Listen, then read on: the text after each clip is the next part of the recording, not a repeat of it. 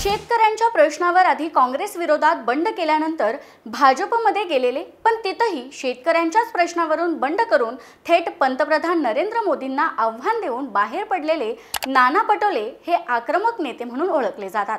शेतकऱ्यांच्या प्रश्नासाठी आवाज उठवणारा नेता अशी सगळ्यात मोठी ओळखही त्यांची सांगता येईल।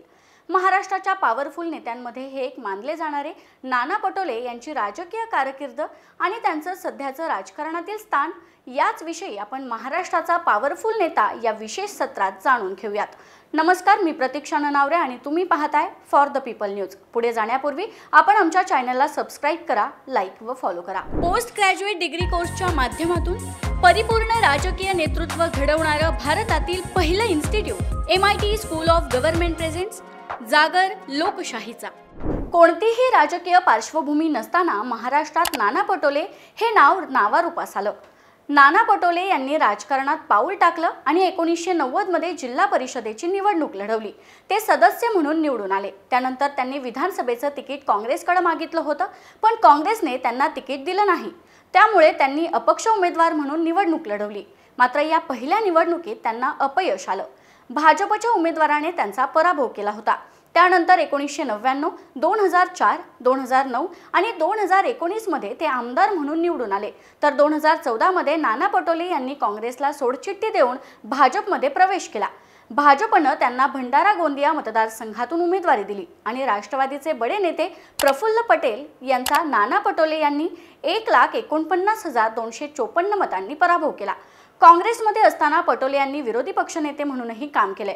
पंतप्रधान नरेंद्र मोदी आणि तत्कालीन मुख्यमंत्री देवेंद्र फडणवीस यांच्यावर नाना पटोलेंनी हल्लाबोल चढवत पटोले यांनी लोकसभेच्या अध्यक्षा सुमित्रा महाजन यांच्याकडे 2017 मध्ये लोकसभा सदस्यत्वाचा राजीनामा दिला आणि अवघ्या 4च वर्षात ते स्वगृही म्हणजेच काँग्रेसमध्ये आले।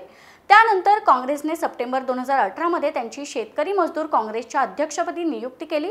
नाना पटोले यांनी 2019 मध्ये नितीन गडकरी यांच्या विरोधात नागपूर मतदारसंघातून लोकसभा निवडणूक लढवली। मात्र त्यांना 2,16,009 मतांनी पराभव स्वीकारावा लागला। त्यानंतर त्यांनी साकोली मतदारसंघातून भाजपच्या परिणय फुके यांच्या विरोधात विधानसभा निवडणूक लढवली।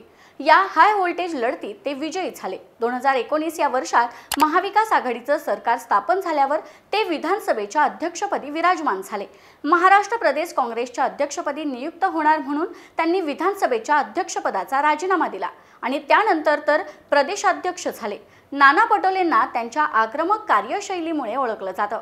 महाराष्ट्र विधानसभा निवडणुकीदरम्यान काँग्रेस पक्ष प्रचारात कुठेही दिसत नाही अशी चर्चा सुरू असताना तत्कालीन मुख्यमंत्री देवेंद्र फडणवीस यांच्या महाजनादेश यात्रेला उत्तर देण्यासाठी नाना पटोलेंनी महापर्दाफाश यात्रा काढली होती। या यात्रेदरम्यान त्यांनी केंद्र आणि राज्य सरकारवर कडाडून टीका केली होती।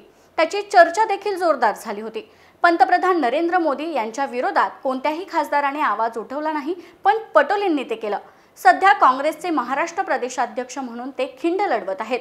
तुम्हाला महाराष्ट्राच्या या पॉवरफुल नेत्याविषयी काय वाटतं ते कमेंट बॉक्समध्ये कळवा। व्हिडिओ आवडल्यास लाईक करा आणि अशाच आणखी नवनवीन व्हिडिओसाठी फॉर द पीपल न्यूजला सबस्क्राइब करायला विसरू नका। धन्यवाद।